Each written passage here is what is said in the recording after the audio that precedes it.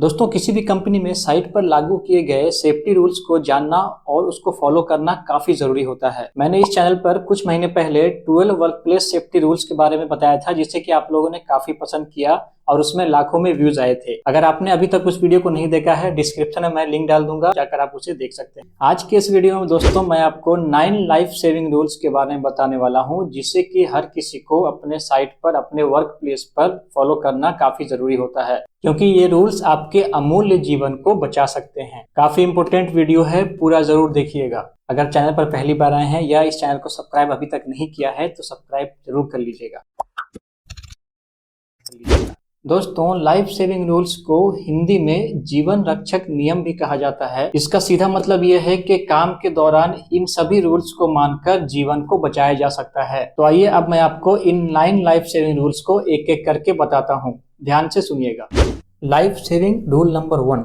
सबसे पहला रूल यह है कि keep your self and others out of the line of fire. इसका मतलब यह है कि आप जहां पर काम कर रहे हो वहां पर काफी moving object, vehicle, pressure release, energy और ड्रॉप ऑब्जेक्ट मौजूद होते हैं। उनसे आपको खुद को और दूसरों को दूर रखना है। Life saving rule number 2।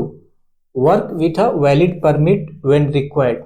इसका मतलब यह है कि किसी भी काम को शुरू करने से पहले आपको कंफर्म कर लेना है कि वैलिड परमिट अवेलेबल है और इसमें लिखे कंट्रोल और इंस्ट्रक्शन को सभी इन्वॉल्व पर्सन के द्वारा फॉलो किया जा रहा है। Life saving rule number 3। Obtain authorisation before entering confined space. इसका ये मतलब है कि किसी भी कन्फाइंड स्पेस में इंटर करने से पहले कंफर्म करना कि सभी एनर्जी को आइसोलेट किया गया है, गैस टेस्ट कर लिया गया हो, स्टैंड बाय मैन बाहर खड़ा हो और रेस्क्यू प्लान साइट पर मौजूद है और कन्फाइंड स्पेस के अंदर जाने की परमिशन ले ली गई है। Life saving rule number 4।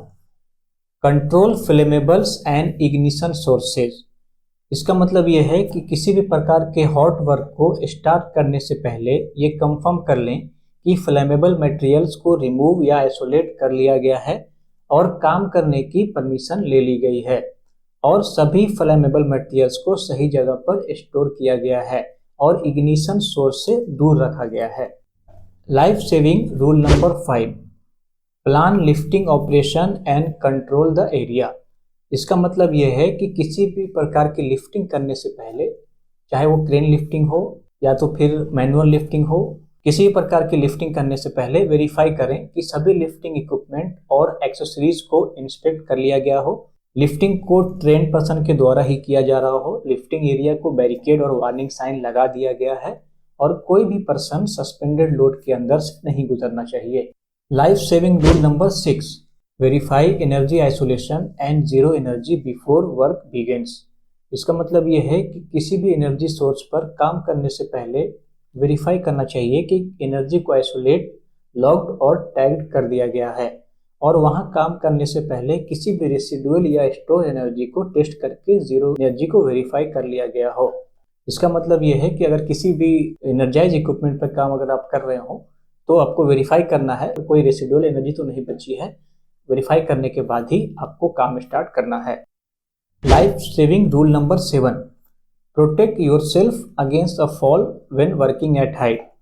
इसका मतलब यह है कि ऊंचाई पर काम करने से पहले सभी फॉल प्रोटेक्शन और फॉल प्रिवेंशन इक्विपमेंट्स को इंस्पेक्ट कर लिया गया है और सभी मटेरियल्स और टूल्स को ऊंचाई पर सिक्योर करना है, यानी कि उन्हें गिरने से बचाना है। अगर आप प्रोटेक्शन एरिया से बाहर या किनारे एज पर काम कर रहे हो तो फुल बॉडी हार्नेस लगाकर 100% टाई ऑफ जरूर करना है। Life saving rule number 8। Obtain authorization before overriding और डिसेबलिंग सेफ्टी कंट्रोल्स।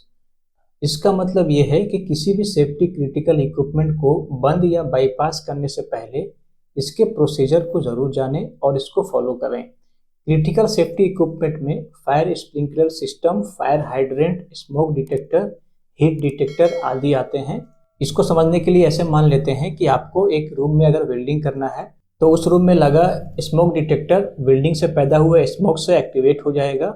इसके लिए आपको इसे बंद और बाईपास करना पड़ेगा। इसके लिए आपको इसके लिए परमिशन लेनी चाहिए और इसे बंद करने के बाद इसे वापस शाम में रीएक्टिवेट भी करना पड़ेगा, चाहे आपका काम खत्म हुआ हो या ना हुआ हो। किसी भी सेफ्टी क्रिटिकल इक्विपमेंट को ऐसे ही बंद करके नहीं छोड़ा जा सकता। Life saving rule number 9, follow safe driving rules. इसका ये मतलब है कि ड्राइवर्स के साथ साथ सभी पैसेंजर को सीट बेल्ट जरूर लगाना है, ड्राइवर्स को जर्नी प्लान को फॉलो करना है, स्पीड लिमिट को फॉलो करना है, मोबाइल फ़ोन यूज नहीं करना है ड्राइविंग करते समय, और लंबी दूरी के ड्राइव पर समय समय पर रेस्ट लेना भी काफ़ी ज़रूरी है।